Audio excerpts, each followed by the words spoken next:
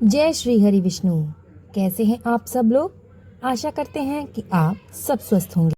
आज इस वीडियो में हम आपको सुनाएंगे मोहिनी एकादशी की व्रत कथा। अगर आप हमारे चैनल पर नए हैं तो प्लीज हमारे चैनल को जरूर सब्सक्राइब कर लीजिएगा। तो चलिए शुरू करते हैं। भगवान श्री कृष्ण से चैत्र मास में कृष्ण पक्ष में आने वाली वरुथिनी एकादशी का महात्म्य और कथा जानने के बाद युधिष्ठिर के मन में वैशाख मास की शुक्ल पक्ष को आने वाली एकादशी के बारे में जानने की जिज्ञासा हुई। युधिष्ठिर बोले कि हे मधुसूदन, मैं आपके मुख से वरुथिनी एकादशी के व्रत का महात्म्य और कथा सुन चुका हूँ। कृपया करके अब आप मुझे वैशाख मास के शुक्ल पक्ष की पड़ने वाली एकादशी के बारे में विस्तार पूर्वक बताएं। उस एकादशी का क्या नाम है, उसका क्या विधान है और उस व्रत को करने से किस फल की प्राप्ति होती है। युधिष्ठिर की बात सुनकर श्री कृष्ण जी कहने लगे कि हे राजन, वैशाख मास के शुक्ल पक्ष में आने वाली एकादशी को मोहिनी एकादशी के नाम से जाना जाता है। ये एकादशी मनुष्य के सारे मोह बंधन को काटने वाली पाप नाशिनी और मोक्षदायिनी एकादशी है। अब मैं आपको इसकी कथा सुनाता हूँ जो महर्षि वशिष्ठ ने मेरे राम अवतार में मुझे सुनाई थी, अतः इसे ध्यानपूर्वक सुने। एक बार की बात है जब त्रेता युग में श्री राम जी ने अपना राज्याभिषेक होने के बाद प्रथम बार कुलगुरु महर्षि वशिष्ठ जी के आश्रम में उनसे मिलने जा पहुँचे। महर्षि वशिष्ठ के दर्शन कर उनका आशीर्वाद लेते हुए उनके सामने अपने व्याकुल स्वर में उन्होंने कहा कि हे गुरुदेव, मेरा मन कुछ समय से अत्यंत व्याकुल हो रहा है। वनवास काल में मैंने जो सीता का वियोग सहा है वो तो अत्यंत दुखदायी है। मन अभी तक उस दुख से पूरी तरह उभर भी नहीं पाया है। मैं आपसे निवेदन करता हूँ कि मेरी इस समस्या का समाधान करें। कोई ऐसा व्रत बताने की कृपा करें जिससे मेरा मन सागर की तरह शांत हो जाए और मैं अपने राज कार्य में कुशलता से अपना योगदान दे सकूं। महर्षि वशिष्ठ प्रभु श्री राम के ये वचन सुनकर उनसे उनका बखान करने लगे और कहने लगे कि हे राम, तुम धन्य हो। तुमने जो वियोग सहा है वो आम मनुष्य के लिए मृत्यु के समान है, किंतु उस वियोग से उभरकर तुम अपनी प्रजा की सेवा हेतु मुझसे जो समाधान प्राप्त करने आए हो, मैं तुम्हारी सहायता अवश्य करूँगा। हे राम, तुम्हारी इस समस्या का समाधान एक परम हितकारी और मोक्षदायी व्रत में छुपा हुआ है। वो व्रत है मोहिनी एकादशी का व्रत।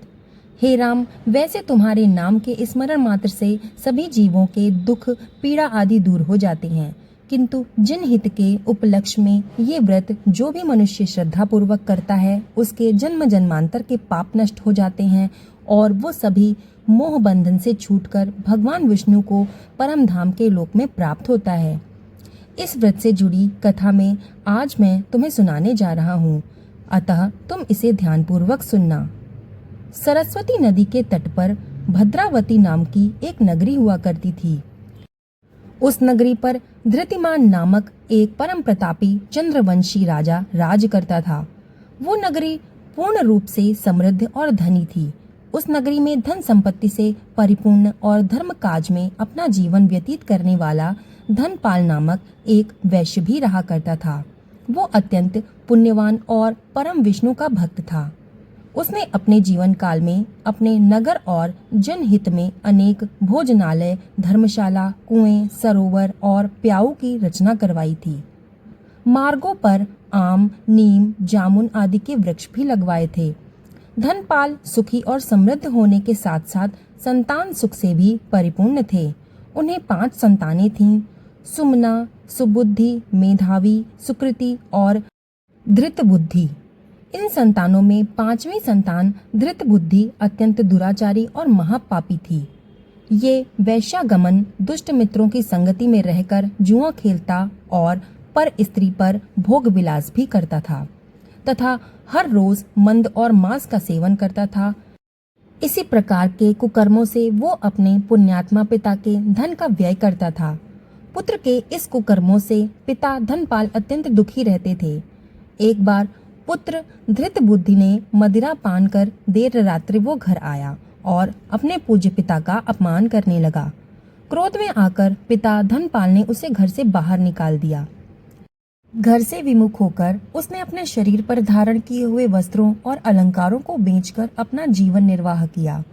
जब वो सभी समाप्त हो गए तो उसके सभी संगी साथी और वेश्याएं उसे अकेला छोड़कर उसका अपमान करके चले गए। अब बिना धन और भूख प्यास से वो बहुत व्याकुल हो गया। कोई सहारा न मिलने पर अपने जीवन निर्वाह हेतु वो चोरी करना सीख गया।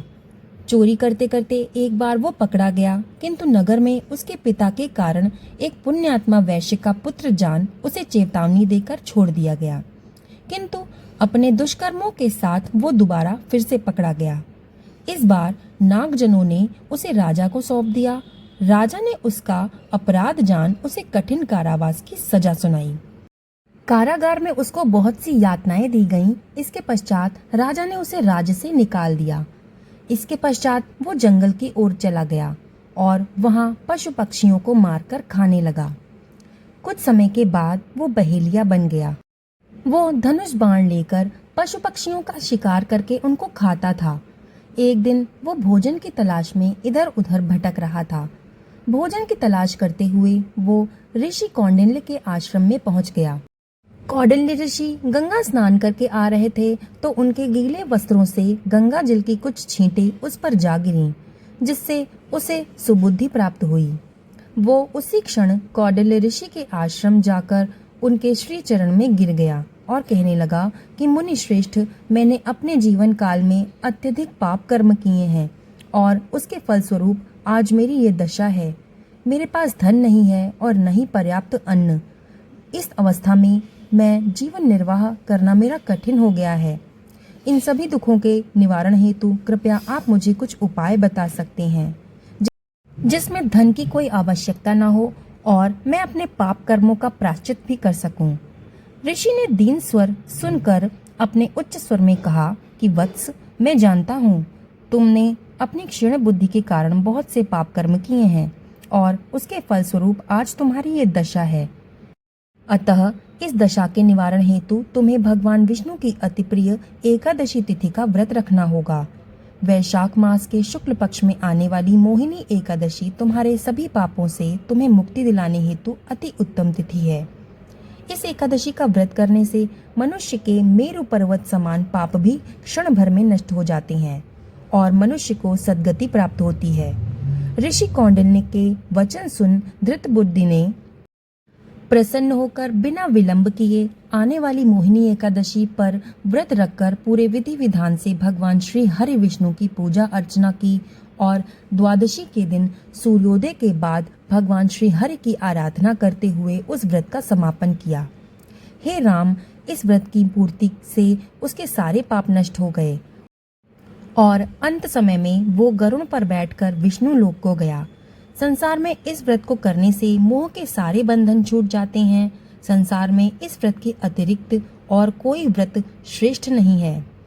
इस व्रत के महात्म्य को पढ़ने व सुनने मात्र से 1000 गोदान का पुण्य फल प्राप्त होता है। कथा समाप्त। आपको हमारी कथा कैसी लगी हमें कमेंट में ज़रूर बताइएगा। हमारे वीडियो पर नए हैं तो प्लीज़ हमारे चैनल को सब्सक्राइब कर लीजिएगा। वीडियो को लाइक और अपनी फैमिली एंड फ्रेंड्स में शेयर ज़रूर कर दीजिएगा। वीडियो को लास्ट तक देखने के लिए आपका धन्यवाद।